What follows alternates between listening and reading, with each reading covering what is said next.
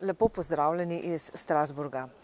Na tokratnem plenarnem zasedanju bomo glasovali o novi sestavi Evropske komisije. Pričakujem, da bo potrjena brez problemov, kajti vsi kandidati in kandidatke so bili zaslišani, odbori so jim dali tudi pozitivno oceno.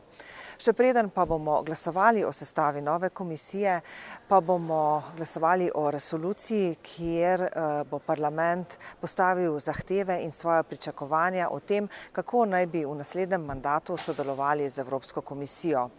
Tu postavljamo neka nova pravila o močnejši vlogi Evropskega parlamenta, kot je recimo obravnava naših zakonodajnih predlogov, potem medsebojno obveščanje, potem večja moč Evropskega parlamenta na področju oblikovanja zunanje politike, pri boljši zakonodaji in podobno.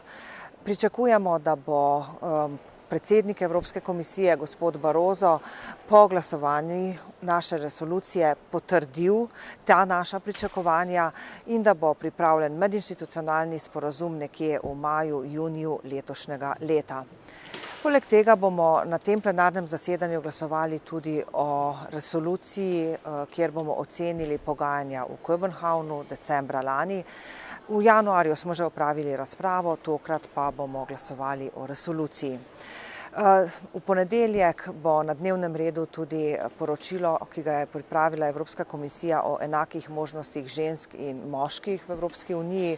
Tu se situacija počasi izboljšuje, vendar prepočasi. Kljub temu, da Unija tu nima zakonodajnih pristojnosti, pa vendar lahko s spremljanjem situacije, spremljanjem stanja in s priporočili pripomore k napredku v Evropski uniji in k zbližanju zakonodajnih praks posameznih držav članic.